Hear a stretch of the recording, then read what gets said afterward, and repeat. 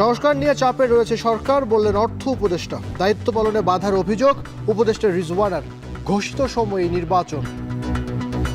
এই যে প্রতিবন্ধকতাগুলো হচ্ছে আমাদের এই বড় দাগের 3টা দায়িত্ব পালন করার জন্য, এই প্রতিবন্ধকতাগুলোকে আমরা কিভাবে মোকাবেলা করব, আদৌ মোকাবেলা করতে পারবো কিনা। প্রধান উপদেষ্টার পদত্যাগ নয়, দ্রুত নির্বাচনী রোডম্যাপ চায় বিএনপি, বললেন জয়নুল আবদিন। অস্থিরতা তৈরি করবে এমন পদক্ষেপ কাম্য নয়। কাদের কান কোথায়? এখনো নির্বাচনের তফসিল ঘোষণা করা হয় নাই। ছুটির দিনে সবজিতে স্বস্তি মিললেও মাছের বাজার চড়া, মুরগির দর কমলেও ডিম বাড়তি, পড়তি চালের বাজার।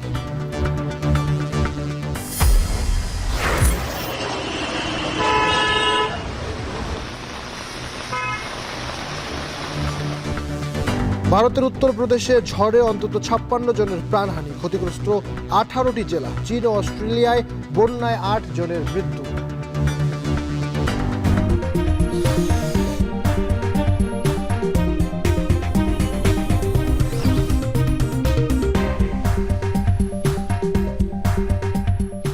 স্বাগত। এখন বিকেলে পুরো আয়োজনের সঙ্গে আছি আমি নাইম আবির।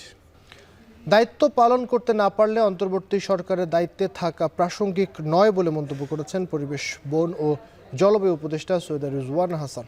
সকালে ঢাকা বিশ্ববিদ্যালয়ের এক অনুষ্ঠান শেষে সাংবাদিকদের বলেন, দায়িত্ব পালনে নানাভাবে বাধাগ্রস্ত হচ্ছে তার সরকার। তবে ঘোষিত সময়ে নির্বাচন আয়োজনে কোনো এদিক সেদিক হবে না বলেও জানান রিজওয়ানা। এদিকে আলাদা অনুষ্ঠানে অর্থ উপদেষ্টা বলেন, নানা কারণে সংস্কার নিয়ে বর্তমান সরকার চাপে রয়েছে। আর জানাবেন সাজিদ আরাফাত।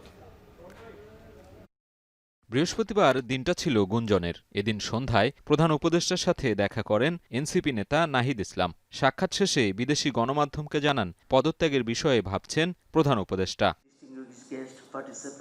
তবে শুক্রবার সরকারের অবস্থান স্পষ্ট করেন পরিবেশ উপদেষ্টা রিজওয়ানা হাসান। ঢাকা বিশ্ববিদ্যালয়ে এক অনুষ্ঠানে তিনি বলেন, সরকার 3টি দায়িত্ব সফলভাবে করতে চায়, তবে নানা প্রতিবন্ধকতায় দায়িত্ব পালনে বাধা আসছে। শুধুমাত্র ইলেকশন করবার জন্য তো আমরা দায়িত্বটা নিইনি, যেটা আরও 2টা দায়িত্ব আছে, আমরা সেগুলো আসলে পালন করতে পারছি কিনা।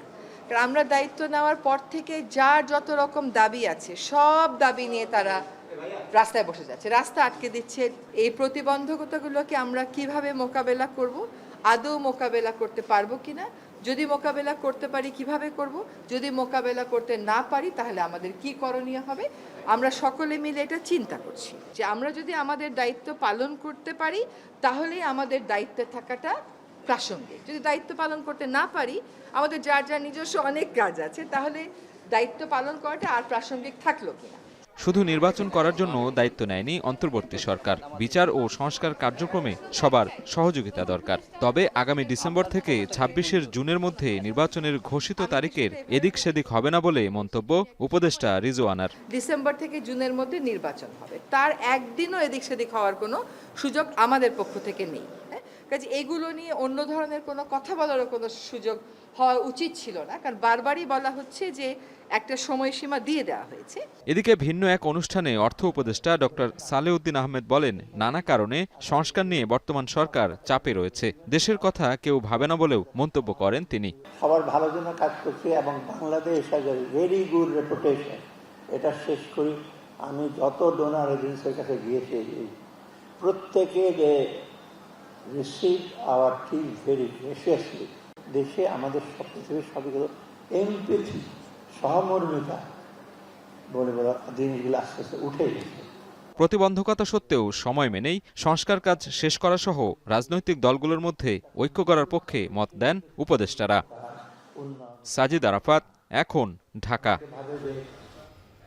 জনগণকে গুজবে কান না দেবার অনুরোধ করেছে বাংলাদেশ সেনাবাহিনী। শুক্রবার দুপুরে ভেরিফাইড ফেসবুক পেজে সচেতনতামূলক বিজ্ঞপ্তি দিয়ে লেখা এক পোস্টে এই আহ্বান জানায় বাংলাদেশ সেনাবাহিনী। সচেতনতামূলক বিজ্ঞপ্তিতে বলা হয়, সম্প্রতি একটি স্বার্থান্বেষী মহল বাংলাদেশ সশস্ত্র বাহিনীর লোগো ব্যবহার করে একটি ভুয়া প্রেস বিজ্ঞপ্তি প্রকাশ করেছে, যার মাধ্যমে সাধারণ জনগণের মাঝে বিভ্রান্তি সৃষ্টির পাশাপাশি সশস্ত্র বাহিনী ও জনগণের মধ্যে বিভেদ তৈরির অপচেষ্টা চলছে। এতে আরও বলা হয়, গুজবে কান দেবেন না, বিভ্রান্ত হবেন না, সত্যতা যাচাই করুন, সচেতন থাকুন। এ পোস্টের সঙ্গে ভুয়া প্রেস বিজ্ঞপ্তিটির ছবিও জুড়ে দেওয়া হয়। পদত্যাগ না করে প্রধান উপদেষ্টাকে নির্বাচনের রোডম্যাপ ও যথাসময়ে নির্বাচন দেবার দাবি জানিয়েছেন বিএনপির চেয়ারপারসনের উপদেষ্টা জয়নুল আবদিন ফারুক। দুপুরে প্রেস ক্লাবে অপরাজেয় বাংলাদেশের আয়োজনে জাতীয় নির্বাচন বানচালের ষড়যন্ত্র রুখে দাঁড়াও দেশবাসী শীর্ষক মুক্ত প্রতিবাদ সমাবেশে তিনি এই আহ্বান জানান। এ সময় উপদেষ্টা আসিফ মাহমুদ, মাহফুজ আলম ও জাতীয় নিরাপত্তা উপদেষ্টা খলিলুর রহমানের পদত্যাগের দাবি জানান তিনি। প্রধান উপদেষ্টা পদত্যাগ করতে চান এমন সংবাদে বিস্ময় প্রকাশ করে জয়নুল আবদিন বলেন, কোনো উপদেষ্টার পদত্যাগ করতে অভ্যুত্থানের পর তাদের বসানো হয়নি। কেন এখনো নির্বাচনের ম্যাপ দেওয়া হচ্ছে না? তাই আজকে কাদের পরামর্শে, সলা পরামর্শে, কাদের কান কথায় এখনো নির্বাচনের তফসিল ঘোষণা করা হয় নাই। তাই আমাদের দল বাধ্য হয়ে বলেছে আপনাদের 3 জনের আগেই পদত্যাগ করতে হবে। বিএনপি ক্ষমতায় গেলে জুলাই আন্দোলনের সকল শহীদ এবং আহতদের পুরো দায়িত্ব নেবে রাষ্ট্র, এমন মন্তব্য করেছেন বিএনপির সিনিয়র যুগ্ম মহাসচিব রুহুল কবির রিজভী। দুপুরে নরসিংদীর মেহের পাড়ায় শহীদ আরমান মোল্লার পরিবারের সদস্যদের সাথে সাক্ষাৎ শেষে এই মন্তব্য করেন তিনি। বিএনপি যদি ক্ষমতায় আসে, প্রতিটি শহীদ এবং যারা আহত হয়েছেন প্রত্যেকটি দায়িত্ব তখন রাষ্ট্র দায়িত্ব পালন করবে। তাদের প্রত্যেকেরই চিকিৎসার খরচ এবং যে পরিবারে যারা শহীদ হয়েছেন সেই পরিবারের দায়িত্ব রাষ্ট্র বহন করবে। জুলাইয়ের গাদ্দারদের ছাত্র সমাজের কাছে পরিচয় করিয়ে দেবার পাশাপাশি নির্দিষ্ট সময়ের মধ্যে জুলাই ঘোষণাপত্র প্রকাশ না করলে আবারও মাঠে নামার হুঁশিয়ারি দিয়েছে জুলাই ঐক্য চট্টগ্রামের নেতারা। জুমার নামাজের পর জুলাই ঐক্য বিনষ্টের ষড়যন্ত্র এবং ভারতীয় আধিপত্যবাদের বিরুদ্ধে বিক্ষোভ মিছিল পরবর্তী সমাবেশে হুঁশিয়ারি দেন তারা। নামাজ শেষে নগরীর আন্দরকিল্লা শাহী মসজিদ প্রাঙ্গণে জড়ো হন জুলাই ঐক্য চট্টগ্রামের নেতারা। এরপর শুরু হয় মিছিল। নগরীর চেরাগি পাহাড় হয়ে মিছিলটি প্রেস ক্লাবে সংক্ষিপ্ত সমাবেশে মিলিত হয়। বক্তারা বলেন, যে ঐক্য নিয়ে জুলাই অভ্যুত্থান হয়েছিল সেই ঐক্য ভাঙতে দেশি বিদেশি ষড়যন্ত্র হচ্ছে।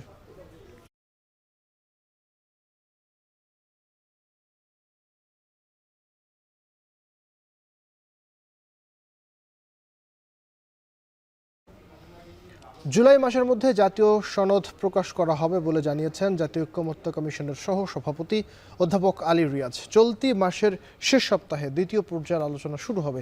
এদিকে বিএনপির দাবি, সনদ তৈরি করে 1 মাসের মধ্যে নির্বাচনের তারিখ ঘোষণা করা সম্ভব। আর জানাবেন সিফাত শাহরিয়ার। 3 মাস ধরে পর্যালোচনা শেষে ঐকমত্য কমিশনের প্রথম পর্যায়ের আলোচনা পর্ব শেষ হয়েছে ঠিকই, তবে গুরুত্বপূর্ণ বিষয়গুলোতে এখনও রয়ে গেছে দ্বিমত। প্রধানমন্ত্রীর ক্ষমতার কাঠামো কেমন হবে? নির্বাচন প্রক্রিয়া কি পুরনো ধারাই চলবে নাকি হবে নতুন সংযোজন? আগে স্থানীয় না জাতীয় নির্বাচন? এমন সব প্রশ্নের মীমাংসা করাই হবে দ্বিতীয় পর্যায়ের উদ্দেশ্য। জাতীয় নাগরিক পার্টির চাওয়া আসনের অনুপাতে নয়, উচ্চকক্ষ যেন হয় ভোটের অনুপাতে। সে সাথে জুলাইয়ের মধ্যে জুলাই সনদ চায় দলটি। দলীয় এজেন্ডার বাইরে এসে ন্যাশনাল এজেন্ডাটাকে বুঝতে পারা, যে আমাদের এখানে 2 মেয়াদের বেশি প্রধানমন্ত্রী হবে না, কিংবা আপার হাউসটা যে আনুপাতিক ভোটের হারে হবে, কিংবা সংবিধান সংশোধনী শুধুমাত্র সরকারি দল করতে পারবে না, হ্যাঁ, ব্রুট মেজরিটির জোরে। এই জিনিসগুলো জনগণ চায়। ঈদের পর থেকে এটা জুলাইয়ের প্রথম সপ্তাহের মধ্যে জুলাই সনদটা হয়ে যাওয়া উচিত বলে আমরা মনে করি।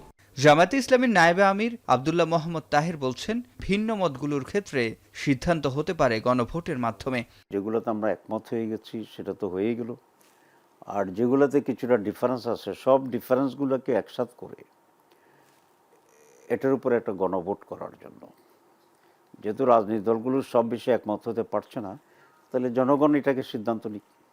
গণভোট তো হচ্ছে সকল মানুষের প্রপার্টি, সুতরাং সেই গণভোটে যদি অধিকাংশ লোক এটা গ্রহণ করে তাহলে সেখানে কারণ কোনো দলেরই আপত্তি করার কোনো সুযোগ থাকবে না। আর বিএনপির স্থায়ী কমিটির সদস্য আমির খসরু মাহমুদ চৌধুরী বলছেন, জাতীয় সনদ করে 1 মাসের মধ্যে নির্বাচনের তারিখ দেওয়া সম্ভব। এখন কথা হচ্ছে ঐক্যমতের ভিত্তিতে সংস্কারের কথা বলা হচ্ছে, তো এগুলো পাবলিশ হচ্ছে না কেন? কোথায় আমরা ঐক্যমত হয়েছি এটা পাবলিক করলে সবাই জানলো কোথায় ঐক্যমত হয়েছে, কোথায় হয়নি। যেখানে ঐক্যমত হয়েছে ওই সংস্কারগুলো 1 মাসের মধ্যে সমাধান করা সম্ভব। সনদ সই করে নির্বাচনের ডেট 1 মাসের মধ্যে দেওয়া সম্ভব। আগস্ট সেপ্টেম্বরে নির্বাচন হতে পারে। ঐকমত্য কমিশনের সহসভাপতি অধ্যাপক আলী রিয়াজের দাবি, নির্দিষ্ট সময়ের আগেই শেষ হবে কাজ। জুলাই মাসেই প্রকাশ করা হবে জাতীয় সনদ। আমাদের লক্ষ্যটা সবসময় গোড়া থেকে ছিল যে আমরা জুলাই মাসের মধ্যে যেন একটা সনদ তৈরি করতে পারি। সেই কারণেই আমরা যতটা দ্রুততার সঙ্গে সম্ভব কাজ করেছি। আপনারা লক্ষ্য করেছেন 2 মাস ধরে আমরা 33টি রাজনৈতিক দলের সাথে কথা বলেছি। 6 মাসের ঠিক মধ্যবর্তী অবস্থায় যতটুকু অগ্রগতি হওয়া দরকার ছিল বা যতটুকু অগ্রগতি আমরা আশা করেছিলাম, আমরা প্রায় কাছাকাছি এসেছি। সেদিক থেকে এখন পর্যন্ত আমরা আশা করি যে জুলাই মাসে সকল রাজনৈতিক দলের সহযোগিতা পাওয়া গেলে জুলাই মাসের মধ্যে আমরা একটা জাতীয় সনদ তৈরি করতে পারব। নানা আন্দোলনের ঢাকা যখন অবরুদ্ধ, তখন চলতি মাসের শেষ সপ্তাহে আবারও বসতে যাচ্ছে ঐকমত্য কমিশন রাজনৈতিক দলগুলোর সাথে। যদিও চলমান আন্দোলনের সাথে কমিশনের কোনো সম্পর্ক নেই, তবে রাজনৈতিক বিশ্লেষকরা মনে করছেন জাতীয় সনদ যত দ্রুত হবে তত রাজনৈতিক জট খুলে যাবে এবং মসৃণ হবে নির্বাচনী রোডম্যাপের পথ। সিফাত শাহরিয়ার, এখন ঢাকা। আইএমএফের সঙ্গে লেনদেন সুখকর নয় বলে জানিয়েছেন অর্থ উপদেষ্টা সালেহ উদ্দিন আহমেদ। ঢাকা বিশ্ববিদ্যালয় অর্থনীতি অলিম্পিয়াডে তিনি কথা বলেন। এ সময় সিপিডির নির্বাহী পরিচালক ফাহমিদা খাতুন বলেন, রাজনৈতিক দলগুলো ক্ষমতায় গিয়ে নিজের স্বার্থের জন্য নীতি নির্ধারণ করে থাকে, যে কারণে সমাজ পিছিয়ে যায়। আতাউর নিয়ন জানাবেন বিস্তারিত। জুলাই আগস্ট বিপ্লবের 9 মাসে স্থিতিশীলতার পথে অর্থনীতি। রেমিটেন্স ও রিজার্ভের সাথে বেড়েছে রপ্তানি। বকেয়া পরিশোধে কমেছে দায়ের পরিমাণ। কিন্তু রাজনৈতিক অস্থিরতা হলে এই প্রচেষ্টা কতটা সফল হবে তা নিয়ে শঙ্কা রয়েছে অর্থনীতির সাথে সম্পৃক্ত অংশীজনদের মাঝে। পতিত আওয়ামী লীগ সরকারের আমলে অর্থনীতিকে নীতির বাইরে পরিচালনা করা হয়েছে। ব্যাংক লুটের সাথে দখল করা হয়েছে ব্যবসার বড় অংশ। ব্যাংকিং খাত স্বাধীন ছিল না, জোর করে ঋণ দেওয়া হতো বড়দের। দুর্নীতির কারণে দেশের অর্থনীতি নিয়ে দুশ্চিন্তায় ছিলেন ব্যাংকার ও ব্যবসায়ীরা। এমন অবস্থায় 5 আগস্ট হাসিনা সরকারের পতনের পর অন্তর্বর্তী সরকার দায়িত্ব নিলে আশার সঞ্চার হয় অর্থনীতিতে। ব্যাংকিং খাতে অনেকটাই সুশাসন ফিরেছে বলে জানায় ব্যাংকাররা। শুক্রবার বাংলাদেশ অর্থনীতি অলিম্পিয়াড 2025-এর উদ্বোধন অনুষ্ঠানে একথা বলেন আলোচকরা। তারা বলেন, দুর্বল ব্যাংকে নতুন প্রশাসক বসানোর উদ্যোগ ভালো, তবে রাজনৈতিক অনিশ্চয়তা এলে ঝুঁকির শঙ্কাও রয়েছে। তাই আগামীতে যারা ক্ষমতায় বসবে তাদের সংবেদনশীল হতে হবে। 10% রেটে আমরা ধার নিতে পারি সরকারের থেকে, এটা রিস্ক ফ্রি। আর রিস্কি লোন আজকে বাংলাদেশে এর বাদে যা কিছু আমরা যাকে লোন দেই সেটা রিস্কি। এ সময় সিপিডির নির্বাহী পরিচালক ডক্টর ফাহমিদা খাতুন বলেন, রাজনৈতিক দলগুলো ক্ষমতায় গিয়ে নিজের স্বার্থের জন্য নীতি নির্ধারণ করে থাকে, যে কারণে সমাজ পিছিয়ে যায়। যারা রাজনৈতিক সাথে সংযুক্ত তারাই কিন্তু এই অর্থনীতির নীতি নির্ধারণের ক্ষেত্রে তাদের স্বার্থটাকে প্রাধান্য দেওয়া হয়েছে এবং যেই কারণে কিন্তু দেখছি যে আমরা একদিকে প্রবৃদ্ধি, অন্যদিকে বৈষম্য। সুতরাং নীতি নির্ধারণী পর্যায়ে যতটা আমি সততার সাথে করব, সাধারণ মানুষের সাথে কথা বিবেচনা করে করব, সেটাই হচ্ছে প্রকৃতভাবে একটা সমাজকে এগিয়ে নিয়ে যাওয়ার জন্য। অপরদিকে আইএমএফের সাথে লেনদেন সুখকর নয়। তাদের চাপিয়ে দেওয়া কিছু নেওয়া হয়নি বলে জানিয়েছেন অর্থ উপদেষ্টা। সেই সাথে অনেকেই বলে, কর কমিয়ে দিন, বাড়িয়ে দিন, কিন্তু দেশের কথা কেউ ভাবে না।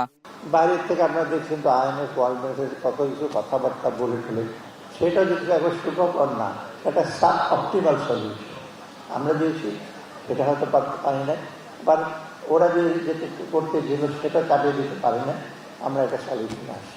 পুনর্গঠন ও সুশাসনের স্থিতিশীলতা না থাকলে আগামীতে যে কোনো রাজনৈতিক সরকারকেই অর্থনৈতিক পতনের সম্মুখীন হতে হবে। তাই বর্তমান সংস্কারের ধারাকে অব্যাহত রাখার পরামর্শ বিশেষজ্ঞদের। বাইরে কিন্তু খুব ভালো প্রচারণা দেয় না। আতাউর নিয়ন, এখন ঢাকা। এখন বিকেলের সময় হলো ছোট্ট একটা বিরতি নেবার, ফিরছি একটু পর, সঙ্গে থাকুন।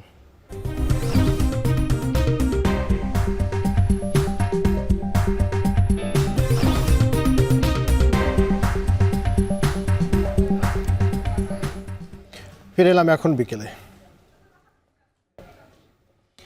চট্টগ্রামে জুলাই আন্দোলনে মাথায় গুলিবিদ্ধ মোহাম্মদ হাসান থাইল্যান্ডে চিকিৎসাধীন অবস্থায় মারা গেছেন। বিষয়টি নিশ্চিত করেছেন বৈষম্য বিরোধী ছাত্র আন্দোলনের কেন্দ্রীয় মুখপাত্র উমামা ফাতেমা। বৃহস্পতিবার রাত 11টার দিকে চিকিৎসাধীন অবস্থায় মৃত্যু হয় তার। জুলাই আন্দোলনে মাথায় গুলিবিদ্ধ হওয়ার পর দীর্ঘদিন চট্টগ্রাম মেডিকেল ও সিএমএইচে চিকিৎসাধীন ছিলেন হাসান। পরে তাকে উন্নত চিকিৎসার জন্য পাঠানো হয় থাইল্যান্ডে। সেখানে 10 এপ্রিল পর্যন্ত ছিলেন লাইফ সাপোর্টে।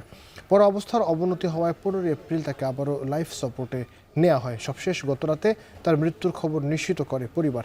এর আগে 5 আগস্ট চট্টগ্রামে টাইগার পাসে আন্দোলনের সময় মাথায় গুলিবিদ্ধ হন হাসান।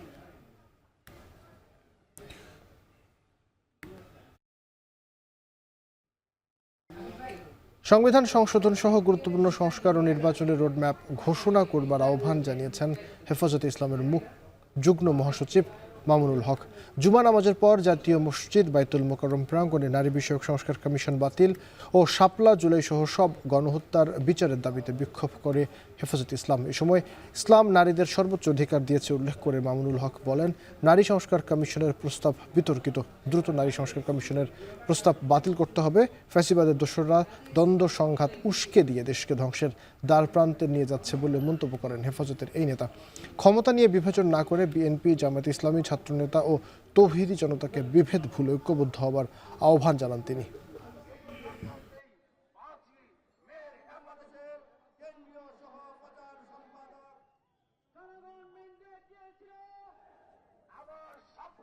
রাজনৈতিক ব্যবস্থা এবং নির্বাচন ব্যবস্থা সহ গুরুত্বপূর্ণ প্রতিটি সংস্কারের রোডম্যাপ ঘোষণা করে। কবে নাগাদ আপনারা এই সকল সংস্কারগুলো করবেন? এই সংস্কারগুলোর একটা রোডম্যাপ ঘোষণা করেন। রোডম্যাপের ভিত্তিতে যথা উপযুক্ত সময়ে একটি যৌক্তিক সময়ের মধ্যে নির্বাচনের রোডম্যাপ ঘোষণা করেন। বিশ্বের সবচেয়ে মজবুত আরএফএল ল্যাডার, যা 6061 গ্রেড অ্যালুমিনিয়ামে তৈরি।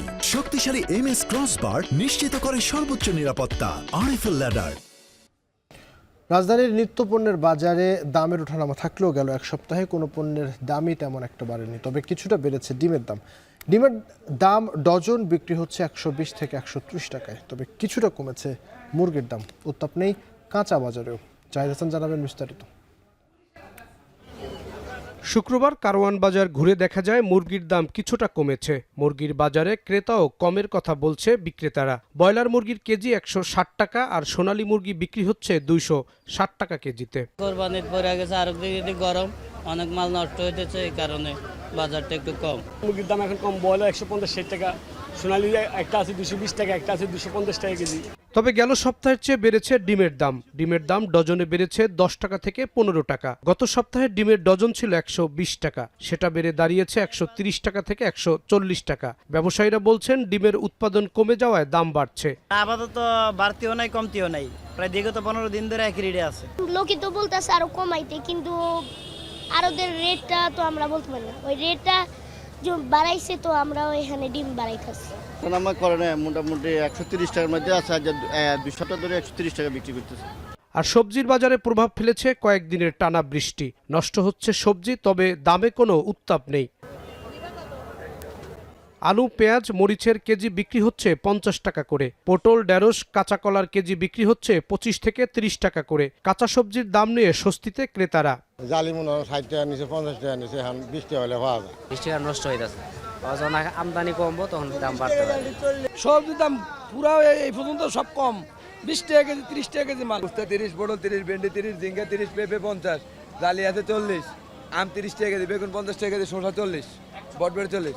মাছের দামও অপরিবর্তিত। মাছ ব্যবসায়ীরা বলছেন কোরবানির সামনে থাকায় বেশি করে মাছ কিনছে না কেউ, ক্রেতাদের আনাগোনাও কম। জাহিদ হাসান, এখন, ঢাকা। এদিকে রাজধানীর বাইরে সারা দেশেও সবজি সরবরাহ বাড়ায় কেজিতে 10 থেকে 15 টাকা পর্যন্ত কমছে দাম। যদিও সমুদ্রে মাছ ধরা বন্ধ থাকা আর বৈরী আবহাওয়ার কারণে বাজারে কমেছে মাছের সরবরাহ। বিস্তারিত প্রতিবেদনে। শুক্রবার ছুটির দিনে ময়মনসিংহের বাজারে সব ধরনের সবজির সরবরাহ ভালো থাকায় কমেছে দাম, যার কারণে সপ্তাহের ব্যবধানে খুচরা পর্যায়ে কেজি প্রতি 10 থেকে 15 টাকা কমেছে সব ধরনের সবজির দর। বেগুন বিক্রি হচ্ছে 40 থেকে 50 টাকা, করলা 30, শসা 40 এবং ঢেঁড়স বিক্রি হচ্ছে 30 টাকা কেজি দরে। তবে অপরিবর্তিত রয়েছে কাঁচামরিচের দাম। ঢেঁড়স কমছে, চিচিঙ্গা কমছে, বেগুনও কমছে, আপনার পটলও কমছে। আমাদের তো ইনকাম ওই অনুযায়ী অনেক বেশি। বেগুন আনছে 60 টাকা, তো বেগুন 30 টাকা 40 টাকা হইলে আমাদের জন্য ভালো হইতো আর কি। সপ্তাহের ব্যবধানে সিরাজগঞ্জে কমেছে সব ধরনের সবজির দাম। মরিচ, আলু, পেঁয়াজ সহ প্রতিটি সবজি কেজিতে 5 থেকে 10 টাকা কমে বিক্রি হচ্ছে। তবে চাহিদা বাড়ায় কিছুটা বেড়েছে মশলার দাম। সাদা এলাচ কেজিতে 500 টাকা বেড়ে 5,600 টাকায় বিক্রি হচ্ছে। এছাড়া কালো এলাচ 3,200 টাকা, জিরা 600 থেকে 800 টাকা, দারুচিনি 550 থেকে 600 আর শুকনো মরিচ বিক্রি হচ্ছে 300 টাকা কেজি দরে। এদিকে সাগরে মাছ ধরায় নিষেধাজ্ঞা থাকায় চট্টগ্রামের ফিশারি ঘাটে সরবরাহ কমেছে সামুদ্রিক মাছের। সমুদ্র, মিঠাপানি বা চাষের মাছের দাম কেজিতে 50 থেকে 200 টাকা পর্যন্ত বেড়েছে। বাজার ঘুরে দেখা যায় রূপচাঁদা জাতভেদে 650 থেকে 850, কোরাল জাতভেদে 550 থেকে 850 ও সুরমা 750 থেকে 800 টাকা কেজি দরে বিক্রি হচ্ছে। আর মিঠা পানি ও চাষের মাছের মধ্যে রুই 275 টাকা, সিলভার কার্প 130 থেকে 140 টাকা, তেলাপিয়া 120, কাতলা 250 আর পাবদা বিক্রি হচ্ছে 350 থেকে 360 টাকা কেজি দরে। যদিও খুচরা বাজারে গিয়ে এসব মাছের দামে যোগ হচ্ছে আরও 50 থেকে 80 টাকা। বাড়তি আছে যে শুধু ইলিশ মাছ আর আপনার লাল পটো এগুলোর তুলনামূলক দাম, ছুরি মাছ এগুলোর দাম, যেহেতু সাগর বন্ধ, মানুষ বাচ্চা হিসেবে চাষের মাছ ওগুলো বেশি চলতেছে। এই সাগরের যে কোলেস্ট্রল মাছ আছে ব্লকগুলো ওগুলো আমরা বিক্রি করতেছি। মিঠা পানির দামটা একটু বেশি, যেহেতু সামুদ্রিক মাছের কম। চাঁদপুর বড় স্টেশন মাছঘাটে সরবরাহ কমেছে ইলিশের। গেল সপ্তাহের তুলনায় কেজিতে 50 থেকে 100 টাকা পর্যন্ত বেড়েছে মাছের দাম। 1 কেজি ওজনের ইলিশ বিক্রি হচ্ছে 2600 থেকে 2700 টাকায়। শুক্রবার সকালে নারায়ণগঞ্জের বাজার ঘুরে দেখা যায় সব ধরনের মাছের দামই স্বাভাবিক, তবে কিছুটা বাড়তি ছোট মাছের দাম। এছাড়া ইলিশের সরবরাহ তুলনামূলক কম। বাজারে তেলাপিয়া 160, রুই 350 থেকে 380, নদীর বোয়াল 600 থেকে 700 এবং চিতল বিক্রি হচ্ছে 550 থেকে 650 টাকা কেজি দরে। প্রত্যয় দাস, এখন। আর একটা বিরতির সময় হলো, এখন বিকেলে ফিরছে একটু পর, সঙ্গে থাকুন।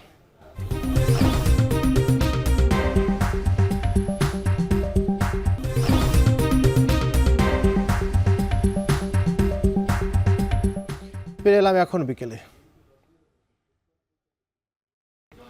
সিএনজি চুরির পরিকল্পনা থেকেই চালককে হাতুড়ি দিয়ে পিটিয়ে হত্যা করা হয়েছে দাবি করেছে র্যাব। এক সংবাদ সম্মেলনে RAB 4-এর CO lieutenant colonel Mahbub Alam জানান, আটক মুসা, সৌরভ এবং ইয়াসমিন এই হত্যা পরিকল্পনায় জড়িত ছিলেন।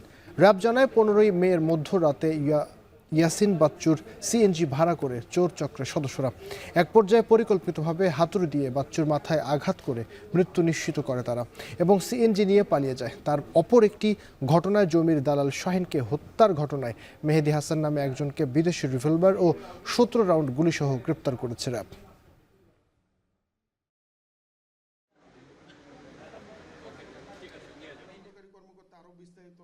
যেই অজ্ঞাত ব্যক্তির লাশটি ছিল সেটি অজিত মিয়া ওরফে বাচ্চু নামে একজন সিএনজি ড্রাইভারের, এবং তাকে ভারী অথবা ভোঁতা কোনো বস্তু দিয়ে মাথার উপরে আঘাত করে তার মৃত্যু ঘটানো হয় এবং ঘটনাস্থল হতে তার মোবাইল এবং সিএনজি মিসিং ছিল। গতকালকে রাতে আমাদের র্যাব 9, র্যাব 4 এবং ঢাকা ইন্টেলিজেন্স উইংয়ের টিম আমরা বিভিন্ন স্থানে অভিযান চালায়ে এই ঘটনার সাথে সম্পৃক্ত 5 জনকে ছিনতাইকৃত যে সিএনজি সেটি সহ উদ্ধার করতে সক্ষম হই। স্বীকৃতি প্রদান ছাড়াই আফগানিস্তানকে হাতে রাখার চেষ্টায় ব্যস্ত ভারত, পাকিস্তান ও ইরান। ফলশ্রুতিতে তালেবান সরকারের আফগান পররাষ্ট্রমন্ত্রী পার করছেন ব্যস্ত সময়। ঐতিহাসিকভাবে 3 দেশের সঙ্গে খারাপ সম্পর্ক থাকলেও সম্প্রতি আঞ্চলিক রাজনীতিতে গুরুত্বপূর্ণ ফ্যাক্টর হয়ে উঠেছে কাবুল, যেখানে নিরাপত্তার পাশাপাশি প্রাধান্য পাচ্ছে বাণিজ্য ও অর্থনীতি। নাফি আরমান মনন জানাবেন বিস্তারিত। যে রাষ্ট্রের সরকারকে স্বীকৃতি দেয়নি বিশ্বের কোনো দেশ, সেই রাষ্ট্রের পররাষ্ট্রমন্ত্রী পার করছেন ব্যস্ত সময়। বলছি আফগানিস্তানের তালেবান সরকারের ভারপ্রাপ্ত পররাষ্ট্রমন্ত্রী আমির খান মুত্তাকির কথা। সাম্প্রতিক সময়ে পাকিস্তানের পররাষ্ট্রমন্ত্রীকে আতিথেয়তা দিয়েছেন তিনি। ফোনালাপ করেছেন ভারতের পররাষ্ট্রমন্ত্রীর সঙ্গেও। আমন্ত্রণ গ্রহণ করে সফর করেছেন ইরান ও চীন। অথচ ঐতিহাসিকভাবে কোনো দেশের সঙ্গে তালেবানের সম্পর্ক ভালো নয়। আফগানিস্তানের সঙ্গে সম্পর্ক উন্নয়নের চেষ্টার পেছনে প্রতিটি দেশের রয়েছে নিজস্ব স্বার্থ। প্রথম দফায় 1996 থেকে 2001 সালে তালেবানের সঙ্গে কূটনৈতিক সম্পর্ক স্থাপন করেনি ভারত, তাই পাকিস্তানের সঙ্গে সখ্যতা বাড়ে আফগানিস্তানের। এ সময় তালেবানের মদদে ভারতীয় ভূখণ্ডে হামলার অভিযোগও ওঠে কয়েকবার।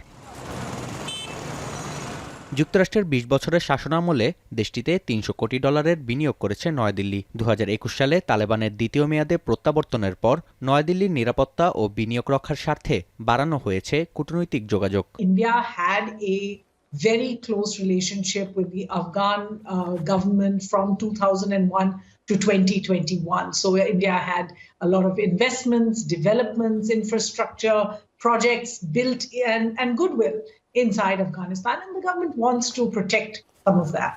1996 থেকে 2001 সাল পর্যন্ত তালেবানের অন্যতম সহায়তাকারী রাষ্ট্র ছিল পাকিস্তান। তবে দ্বিতীয় মেয়াদে ক্ষমতা দখলের পর কাবুল শাসকদের সঙ্গে দূরত্ব বাড়ে ইসলামাবাদের। টিটিপি ও বিএল-এর মতো সন্ত্রাসী গোষ্ঠীর পেছনে তালেবানের সংশ্লিষ্টতার অভিযোগে গেল বছর দুই দেশের মধ্যে শুরু হয় পাল্টাপাল্টি হামলা। তবে আফগান ভূখণ্ড ব্যবহারের মাধ্যমে ভারতীয় সেনাদের পাকিস্তানে হামলার শঙ্কায় কাবুলের সঙ্গে দূরত্ব ঘোচাতে বাধ্য হয় ইসলামাবাদ। বেইজিংয়ের সাম্প্রতিক বৈঠকে সন্ত্রাসী গোষ্ঠীকে নিজ দেশের ভূখণ্ড ব্যবহার বন্ধে সম্মত হয় চীন, আফগানিস্তান ও পাকিস্তান। তবে এ সম্পর্ককে কৌশলগত বলছেন বিশ্লেষকরা, কারণ আফগান শরণার্থী বিতাড়িতের প্রসঙ্গে এখনও অনড় অবস্থায় শেহবাজ শরীফ প্রশাসন। আফগানিস্তান ने और चाइना ने बिल्कुल एक ही यानी यूनिटी के साथ हमारे साथ इसका अज़्म किया कि वो ईटीएम हो, वो टीटीपी हो, वो बीएलए हो, वो मजीद ब्रिगेड हो, कोई भी नाम हो, terrorism will not be allowed to stay in these countries. 1998 সালে আফগানিস্তানে এক ইরানি কূটনীতিককে হত্যার পর কাবুল তেহরান সম্পর্কে চির ধরে। তবে 9/11-এর পর মার্কিন শাসন শুরু হলে আফগানিস্তানকে সহায়তা প্রদান শুরু করে ইরান। মাঝে নানান চড়াই উতরাই পেরিয়ে সম্পর্ক স্থাপনের ক্ষেত্রে অনেক দূর এগিয়েছে দুপক্ষ। বিশ্লেষকরা বলছেন, উচ্চ পর্যায়ের কূটনীতি শুরুর ক্ষেত্রে দুই দেশের নিরাপত্তার পাশাপাশি প্রাধান্য পাচ্ছে অর্থনীতি, বাণিজ্য ও অভিন্ন নদীর পানি বণ্টন ইস্যু। নাফিয়া আরমান মনন, এখন বিশ্ব। ভারী বৃষ্টির কবলে ভারত। বুধবার রাত থেকে উত্তরপ্রদেশে বজ্রবৃষ্টি সহ তীব্র ঝড়ে প্রাণ হারিয়েছেন কমপক্ষে 56 জন। আরব সাগরে নিম্নচাপের কারণে উপকূলীয় রাজ্যগুলোয় জারি করা হয়েছে অতিবৃষ্টির সতর্কতা, যা চলতে পারে পুরো সপ্তাহ জুড়ে। এদিকে বন্যা ও ভূমিধসে চীনের গুইঝু প্রদেশ ও অস্ট্রেলিয়ার নিউ সাউথ ওয়েলসে 4 জন করে প্রাণ হারিয়েছেন। নাফিয়া আরমান মনন জানাবেন বিস্তারিত। বৈরী আবহাওয়ার প্রকোপ থেকে মুক্তি মিলছে না ভারতবাসীর। দিল্লির পর এবার বিপর্যয়ের কবলে উত্তরপ্রদেশ।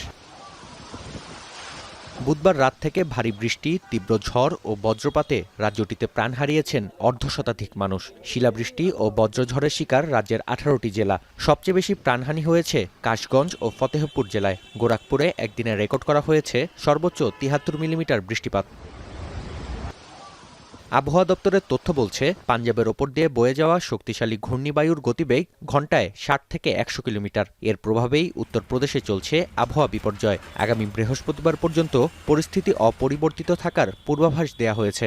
নিহতদের পরিবারকে 24 ঘণ্টার মধ্যে ক্ষতিপূরণ প্রদানের নির্দেশ দিয়েছেন মুখ্যমন্ত্রী যোগী আদিত্যনাথ।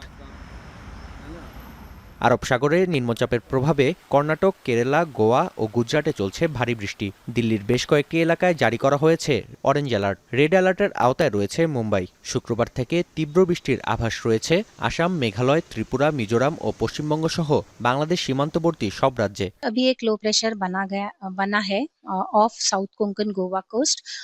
आईएमडी का अनुमान है, हमारा अनुमान है कि इसकी तीव्रता बढ़ेगी। It will turn into a depression और इसकी जो ट्रैक है वो नॉर्थवर्ड्स होगा parallel to Konkan coast as of now. तो इसके चलते हमने भारी वर्षा की चेतावनी दी है। এদিকে অস্ট্রেলিয়ার দক্ষিণ পূর্ব উপকূলে বন্যায় প্রাণহানি বাড়ছেই। এখনও পুরো দেশের সঙ্গে যোগাযোগ বিচ্ছিন্ন প্রায় 50,000 মানুষ। সবচেয়ে বেশি ক্ষতিগ্রস্ত নিউ সাউথ ওয়েলস। কয়েক হাজার স্থাপনা এখনও বিদ্যুৎহীন। বন্ধ রয়েছে শতাধিক শিক্ষা প্রতিষ্ঠান। ওয়ারাগাম্বা বাঁধের ধারণ ক্ষমতার 96% পৌঁছেছে পানি। যে কোনো সময় ধসে পড়তে পারে বাঁধ। সিডনির 80% পানি সরবরাহ এই বাঁধের ওপর নির্ভরশীল। এবারের বন্যাকে ইতিহাসের অন্যতম বিরল ঘটনা বলছে দেশটির police. All in very tragic circumstances. I suppose from our point of view, we're just encouraging people, please do not enter these floodwaters. It is a really dangerous once in a lifetime event, and there's been some tragedy surrounding this death. চীনের Guizhou প্রদেশে বন্যা ও ভূমিধসে প্রাণ হারিয়েছেন বেশ কয়েকজন। প্রদেশটিতে জারি করা হয়েছে তৃতীয় সর্বোচ্চ সতর্কতা। বন্যার্তদের উদ্ধারে কাজ করছে সেনাবাহিনী। নাফিয়া আরমান মনন, এখন বিশ্ব। আর একটা বিরতির সময় হলো এখন বিকেলে, ফিরছে একটু পর, সঙ্গে থাকুন।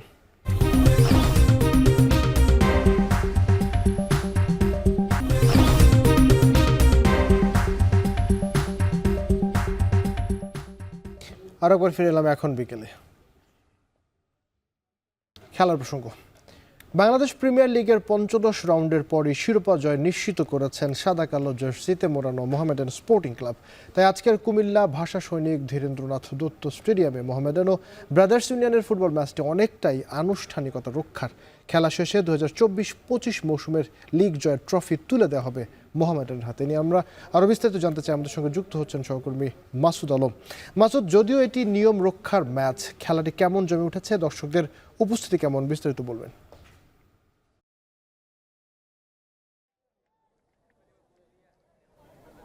আবির, কুমিল্লার স্টেডিয়াম মানে হচ্ছে যে দর্শকদের উপস্থিতি এবং উল্লাস, সেটাই আসলে আজকেও সেটার আসলে ব্যতিক্রম ঘটেনি। আসলে মোহামেডানের যে দর্শক উপস্থিত হয়েছেন, সেটা আসলে দূর দূরান্ত থেকে দর্শকরা এসেছেন তাদের খেলা উপভোগ করার জন্য প্রিয় দলের। আজকে আসলে আনুষ্ঠানিকতার মধ্য দিয়ে মূলত এই 2024 এবং 25-এর মৌসুমে যে খেলা লিগ, সেটি কিন্তু শেষ হবে। তবে আমরা যেটুকু জেনেছি, আসলে আজকে একেবারে হচ্ছে নিয়ম রক্ষার একটি ম্যাচ। কারণ হচ্ছে যে এই মোহামেডান এই মৌসুমের 15 আপনার যে রাউন্ড, সেটির পরেই কিন্তু আসলে তারা শিরোপা নিশ্চিত করেছেন, যার কারণে আসলে যে দর্শকদের যে উন্মাদনা, সেটি কিন্তু অনেকাংশে কম। সেটি যদি আজকে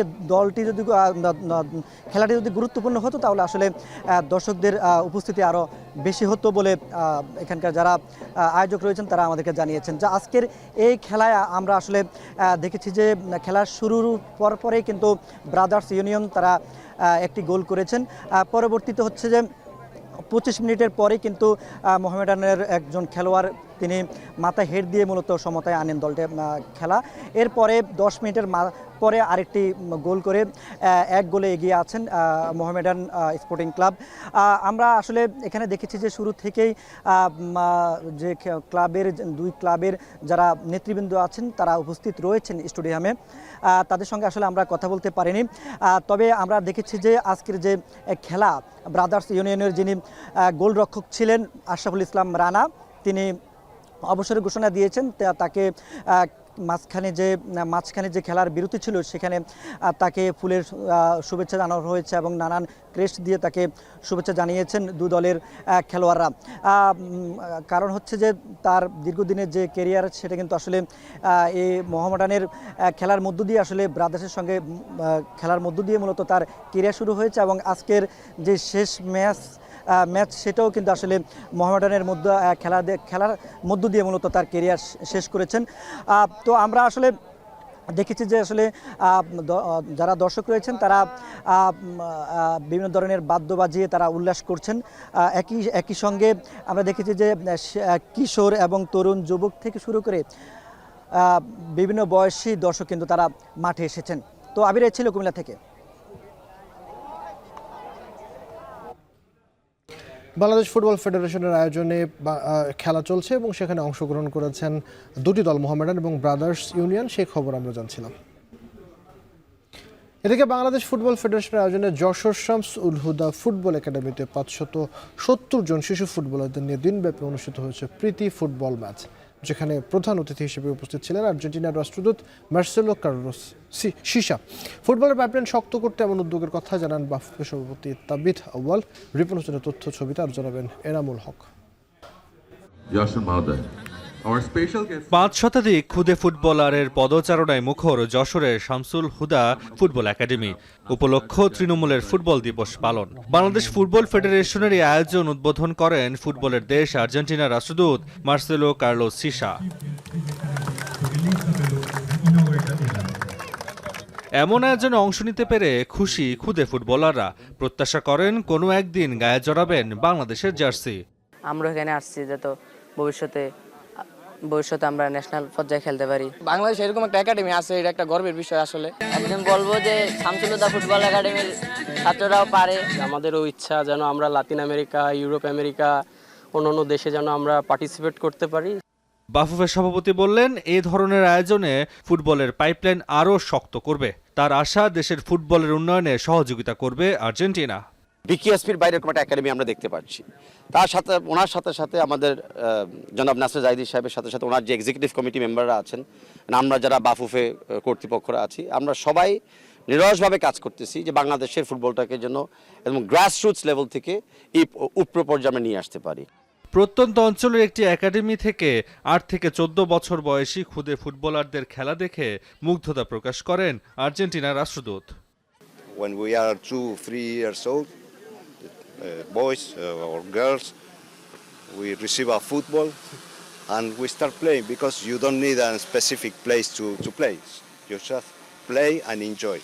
And then if the country supports you, giving you facilities, training, etc., everybody can learn, grow as a good player. Trinamool পর্যায়ে খেলোয়াড় তৈরির উদ্দেশ্যে আয়োজন বলে জানান ফুটবল একাডেমির চেয়ারম্যান ও বাফুফে সহসভাপতি। সারা বাংলাদেশে যদি আমরা আস্তে আস্তে প্রাইভেট সেক্টর এই ধরনের একাডেমি নিয়ে এগিয়ে আসি, তাহলে সারা দেশের ফুটবল উপকৃত হবে। এবং অলরেডি ফেডারেশন থেকে আমরা 222টা আমরা তালিকাভুক্ত করেছি একাডেমি সারা দেশের। এর ভেতরে 17টা আছে ডাবল স্টার পাওয়া। আমাদের ফেডারেশনের পক্ষ থেকে আমরা সমস্ত একাডেমিকে, সভাপতি মহোদয় বললেন যে ফেডারেশনের পক্ষ থেকে যতদূর সম্ভব আমরা তাদেরকে পৃষ্ঠপোষকতা প্রদান করব। গ্রাসরুটস ফুটবল ডে উদযাপন উপলক্ষে শামসুল হুদা একাডেমির 10টি মাঠে খুলনা বিভাগের বিভিন্ন জেলার 15টি ফুটবল প্রশিক্ষণ কেন্দ্রের 570 জন খুদে ফুটবলাররা খেলায় অংশ নেন। এর মধ্যে 16 জন ছিল বিশেষায়িত শিশু। এখন যশোর শেষ করছি এখন বিকেল। তার আগে প্রধান খবরগুলো আরও একবার। সংস্কার নিয়ে চ্যালেঞ্জে রয়েছে সরকার, বললেন অর্থ উপদেষ্টা। দায়িত্ব পালনে বাধার অভিযোগ উপদেষ্টা রিজওয়ানার। ঘোষিত সময়ে নির্বাচন। এই যে প্রতিবন্ধকতাগুলো হচ্ছে আমাদের এই বড় দাগের 3টা দায়িত্ব পালন করার জন্য, এই প্রতিবন্ধকতাগুলোকে আমরা কিভাবে মোকাবেলা করব, আদৌ মোকাবেলা করতে পারবো কিনা। প্রধান উপদেষ্টার পদত্যাগ নয়, দ্রুত নির্বাচনী রোডম্যাপ চায় বিএনপি, বললেন জয়নুল আবদিন। অস্থিরতা তৈরি করবে এমন পদক্ষেপ কাম্য নয়। কাদের কান কথায় এখনো নির্বাচনের তফসিল ঘোষণা করা হয় নাই। ছুটির দিনে সবজিতে স্বস্তি মিললেও মাছের বাজার চড়া। মুরগির দর কমলেও ডিম বাড়তি, পড়তি চালের বাজার।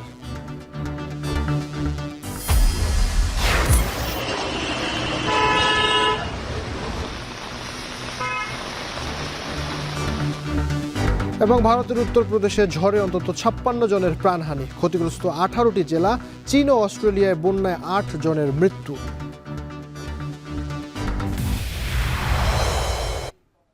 এই ছিল এখন বিকেলের আয়োজন। এখন টেলিভিশন ওয়েবসাইটে দেখুন www.ekhon.tv, এছাড়াও ফেসবুকে দেখুন facebook.com/tvtotekhon, আর ইউটিউবে দেখুন youtube.com/c/ekhon tv।